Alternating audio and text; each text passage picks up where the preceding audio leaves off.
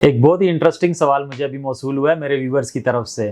میں اس کا جواب دینے سے پہلے آپ کا شکریہ بھی ادا کرتا ہوں کہ آپ لوگ اتنے غور سے میری ویڈیوز دیکھتے ہیں، اس پہ تبصرے کرتے ہیں اور مجھ سے پھر سوال بھی پوچھتے ہیں۔ تو جی، سوال یہ ہے کہ ڈاکٹر صاحب میں شوگر کا مریض ہوں۔ اکثر میرے دوست احباب اس بات پر بحث کرتے ہیں کہ جتنی بھی میٹھی چیزیں ہیں وہ شوگر کے لیے منع ہیں، لیکن ان میں شہد منع نہیں ہے۔ اگر آپ کو خالص شہد ملتا ہے اور آپ شوگر کے مریض ہیں تو آپ شہد کا استعمال کر سکتے ہیں، کیا یہ بات صحیح ہے؟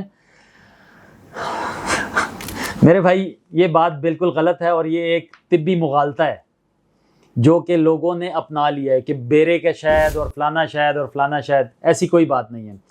شہد کا میں سب سے پہلے آپ کو کانٹینٹ بتاؤں۔ شہد میں 40% جو ہوتا ہے نا وہ گلوکوز ہوتا ہے، 30% جو ہوتا ہے 30% جو ہے اس میں فرکٹوز ہوتا ہے، اور دونوں ہائی لیول کی شوگرز ہوتی ہیں۔ باقی جو 30% ہے اس میں پانی ہو گیا اور تھوڑی سی پروٹین وغیرہ ہو گئی، یہ چیزیں ہوتی ہیں اس میں۔ تو اگر آپ فرکٹوز بھی لے رہے ہیں 30%، آپ 40% اس میں گلوکوز بھی لے رہے ہیں، تو اس میں شوگر کنٹرول کہاں سے ہو رہا ہے آپ کا؟ تو یہ تو سراسر ناانصافی ہے، اپنے لیے ناجائز ہے نا کہ آپ ڈائبیٹک ہیں اور آپ ارد گرد کی سنی ہوئی باتوں پہ عمل کر کے اور اس شہد کا دھڑا دھڑ استعمال کر رہے ہیں۔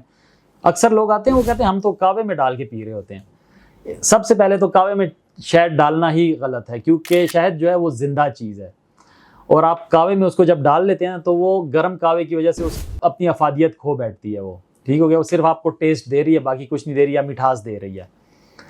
تو یہ سراسر غلط ہے کہ شہد شوگر کے مریضوں کے لیے اچھی ہے یا فلانی شہد شوگر کے مریضوں کے لیے اچھی ہے۔ ایسی کوئی بات نہیں ہے جی۔ شوگر اور شہد دونوں کنٹراڈکٹری ہیں۔ اگر آپ شوگر کے پیشنٹ ہیں تو آپ شہد نہیں لیں گے۔